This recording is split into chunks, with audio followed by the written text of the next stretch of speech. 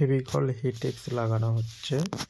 এটা short piece আছে বলে তাই ভালো করে লাগানো হচ্ছে হিটেক্স। এটা সানমাইকায় লাগানো হবে, প্লাস প্লাইও তো লাগানো হবে।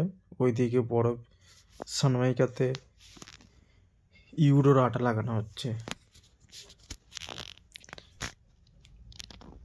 মোটামুটি ছাদের মধ্যে আমাদের কাজ হচ্ছে, একটা ওয়ার্ডরোবের স্ট্রাকচারের কাজ হচ্ছে। সানমাইকে আটা লাগানো হয়ে গেলে প্লায়ে ভালো করে আটা লাগানো হবে।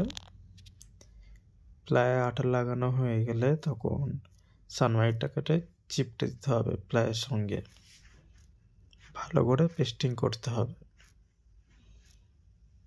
ওইদিকে অল্প করে একটু লাগানো হচ্ছে যাতে সাইডে জয়েন্ট হবে, তো সেই কারণে যাতে না ছেড়ে যায়, সেই কারণে পিন মারলে দাগ হবে। প্লায়েও তো লাগানো হচ্ছে হিটেক্স ফেভিকল। এটা পুরোটাই মারা হবে হিটেক্সটা।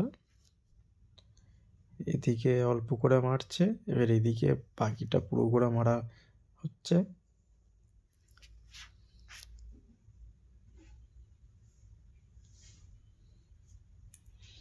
এবারে ফেভিকলের আটাও লাগানো হচ্ছে, প্লাইটাই পুরোটা আটা লাগানো হয়ে যাবে।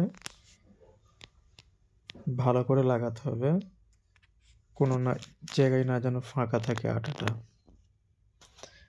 দুজন মিলে লাগালে তাড়াতাড়ি হবে, কারণ ওখানে একটু হালকা রোদের আছে, আটা তাড়াতাড়ি টেনে নিচ্ছে। ভালো করে লাগিয়ে নিতে হবে আটাটা। আটাটা লাগানো হচ্ছে, দুজন দুদিক থেকে টানছে।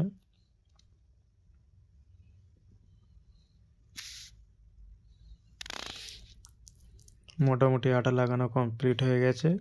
এটা ফেভিকল হিটেক্সকে একটু হাওয়া দেওয়া হচ্ছে যাতে মোটামুটি ওটা তাড়াতাড়ি শুকনো হয়।